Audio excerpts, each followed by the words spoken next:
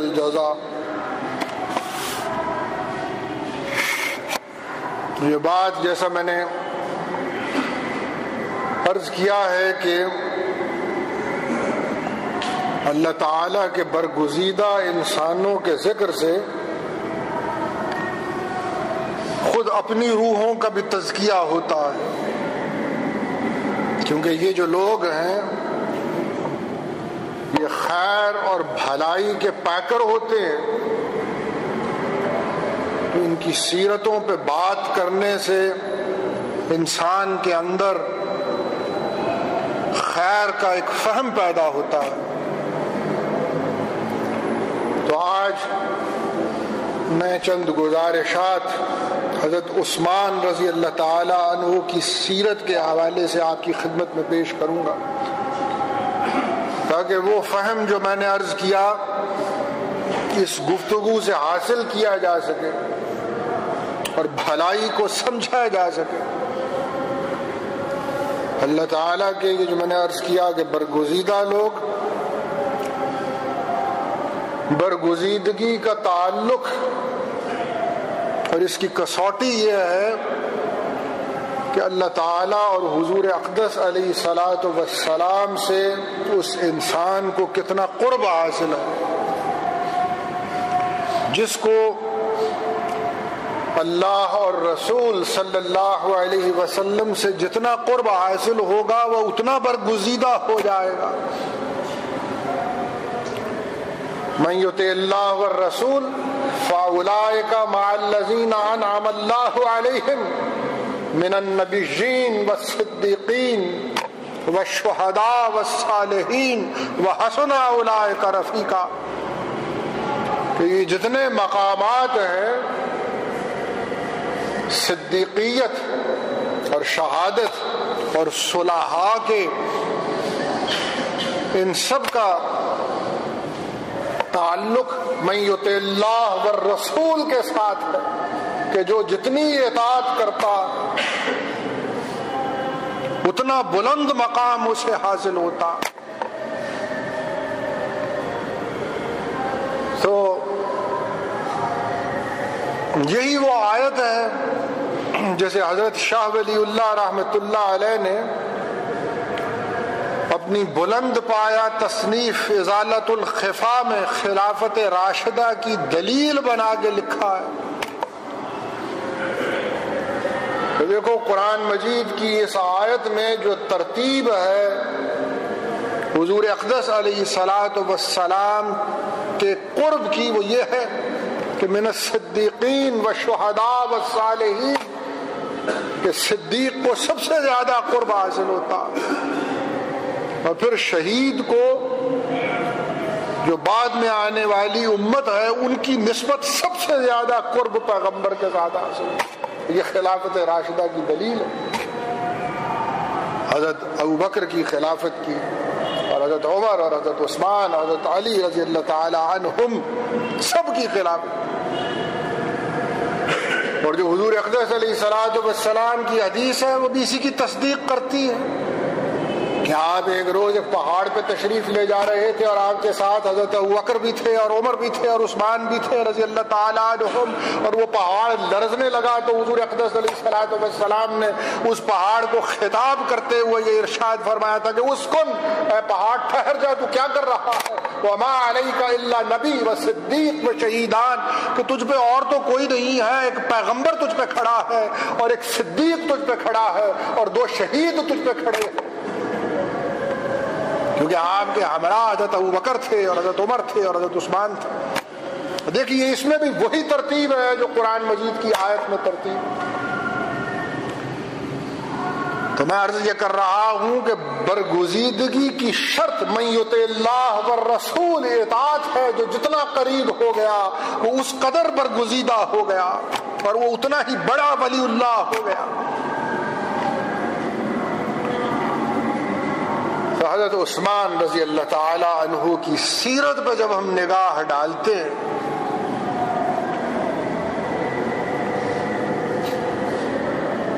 وہ جو صحابہ کرام کو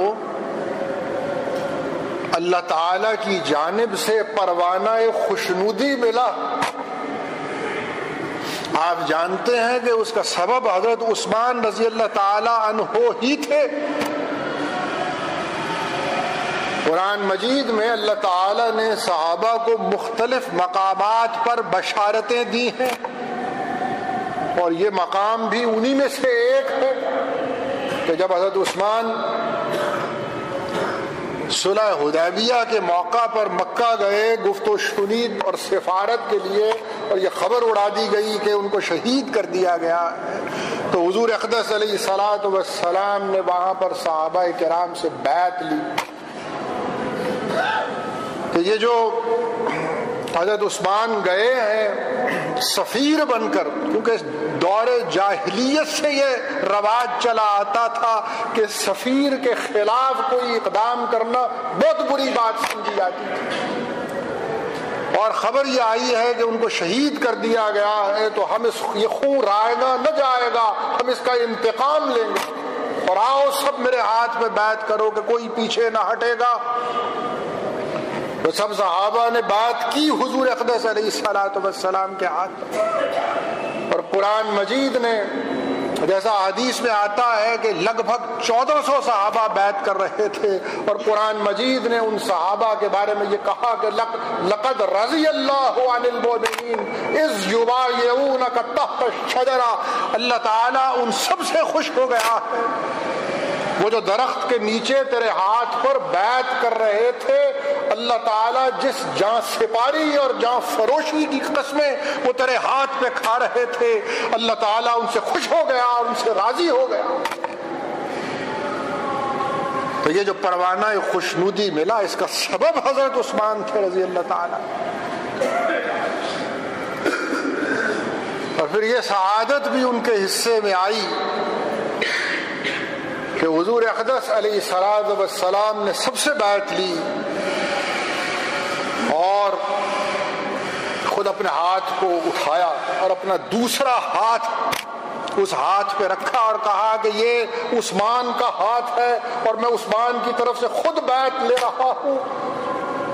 یہ سعادت بھی حضرت عثمان ہی کے حصے میں آئی کہ سرور کونین اپنے ایک ہاتھ کو حضرت عثمان کا ہاتھ قرار دیں.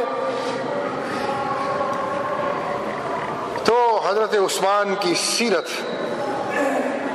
رضی اللہ تعالی عنہ جب ہم اس کے مختلف گوشوں پہ نگاہ ڈالتے ہیں اور وہ دیکھیے کہ جب محصور ہو گئے گھر میں اور مفسدین نے خلیفہ ثالث کو نظر بند کر دیا اور آپ کو مسجد نبوی میں نماز پڑھنے سے بھی روک دیا گیا اور آپ کو باہر سے پانی پہنچانے کا راستہ بھی بند کر دیا، تو اس حالت میں حضرت عثمان رضی اللہ تعالیٰ عنہ وہ آئے باہر اور ان مفسدوں سے خطاب کیا. یہ میں ان کی سیرت کے مختلف گوشوں کو اجاگر کرنے کی کوشش کر رہا ہوں، یہ جو واقعات آپ کی خدمت میں عرض کر رہا ہوں. دیکھیے اس خطاب میں وہ کیا کہتے ہیں کہ تم نے مسجد نبوی پہ نماز پڑھنے سے مجھے روک دیا، میں تم سے چند باتیں پوچھتا ہوں، تم مجھے بتاؤ کہ میں سچ کہتا ہوں یا غلط کہتا ہوں. مجھے اس بات کا جواب دو کہ یہ مسجد نبوی جس میں تم مجھے نماز نہیں پڑھنے دیتے ہو، کیا تم سب جانتے نہیں ہو کہ یہ مسجد تنگ پڑ گئی تھی اور نمازیوں کی تعداد زیادہ ہو گئی تھی، اور پھر میں وہ شخص تھا کہ جس نے اپنی جیب سے مسجد نبوی کی ملحقہ زمین خریدی تھی، اور آج جس مسجد نبوی میں تم نماز پڑھتے ہو اس کی کشادگی میں میرا کتنا بڑا حصہ ہے. اور آپ نے ان سے پوچھا کہ بتاؤ کیا میں صحیح کہتا ہوں یا غلط کہتا ہوں، اور مجمع بیک آواز یہ کہتا تھا کہ آپ درست کہتے ہیں. پھر آپ نے پوچھا کہ دیکھو پانی تو تم نے مجھ سے روک دیا اور چند گھونٹ پانی بھی تم مجھے پینے نہیں دیتے ہو، یہ بتاؤ کیا ایک وقت ایسا نہیں تھا جب ہجرت کر کے مسلمان مدینہ آئے تھے تو یہاں پانی کو ترستے تھے اور پانی کے کنویں جو تھے وہ یہودیوں کے قبضے میں تھے، اور وہ گھونٹ گھونٹ پانی مسلمان ان کے مرہون منت تھے پینے کے لیے،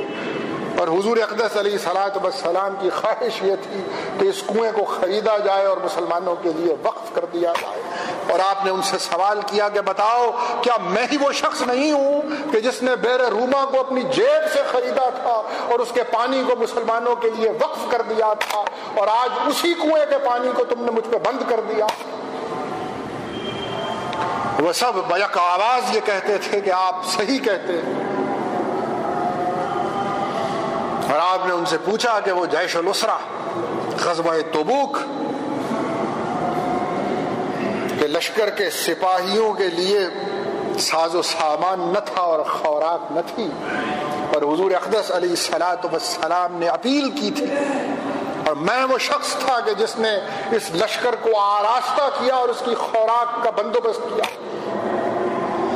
اور اس روز حضور اقدس علیہ الصلوۃ والسلام کتنے خوش ہوئے تھے اور کیسی مسرت ان پہ طاری تھی، اور انہوں نے مجھے کیا بشارت نہ دی تھی کہ اس کے بعد عثمان اگر کوئی عمل بھی نہ کرے تو یہی ایک عمل اس کے جنت میں داخلے کے لیے کافی ہوگا۔ وہ سب یہ کہتے تھے کہ آپ بجا کہتے، یہ سب کچھ آپ نے کیا تھا۔ تو یہ حضرت عثمان کی سیرت رضی اللہ تعالیٰ کی دیکھیے، انفاق فی سبیل اللہ کو دیکھیے کہ جو انفاق ہے دوستو یہ بہت بڑی چیز ہے۔ اللہ تعالیٰ کے راستے میں یہ دین کا ایک ستون ہے۔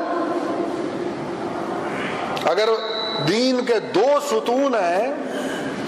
ایک حقوق اللہ ہے تو دوسرا حقوق العباد سے عبارت ہے، اور یہ انفاق فی سبیل اللہ حقوق العباد سے متعلق ہے۔ قرآن مجید بھرا ہوا ہے دیکھو ان دونوں کے ذکر سے، اقیموا الصلاۃ وآتوا الزکاۃ، اقیموا الصلاۃ وآتوا الزکاۃ، ایک حقوق اللہ ہے، دوسرا حقوق العباد ہے۔ ھدی للمتقین الذین یؤمنون بالغیب ویقیمون الصلاۃ ومما رزقناہم ینفقون۔ قرآن مجید شروع یہاں سے ہوتا ہے، یہی دونوں حقوق ہیں۔ وہ نماز قائم کرتے ہیں اور جو کچھ ان کو دیا ہے اللہ نے وہ اس دیے ہوئے رزق میں سے اللہ کی راہ میں خرچ کرتے ہیں، یہی دونوں چیزیں۔ فَصَلِّ لِرَبِّكَ وَانْحَرْ، نماز پڑھتے ہیں، حقوق اللہ ادا کرتے ہیں، وانحر، اور قربانی دیتے ہیں، حقوق العباد کو ضائع نہیں ہونے دیتے۔ یہ دین کا جوہر، یہ دین کے دو ستون، یہ ہے انفاق فی سبیل اللہ۔ وہ جو زندگی ہے جو انفاق کے بغیر ہے دوستو، وہ کیا زندگی ہے کہ ایک بنیے کسی کیفیت آدمی کے اوپر طاری ہے، اور یہ پھر ایسی کیفیت ہے یہ طاری ہو جائے تو یہ قبر تک ساتھ چلتی ہے، اور ساری زندگی آدمی اسی ادھیڑ بن میں گزار دیتا ہے کہ دمڑیاں کہاں سے ملتی ہیں اور کوڑیاں کہاں سے ہاتھ آتی۔ الہاکم التکاثر حتی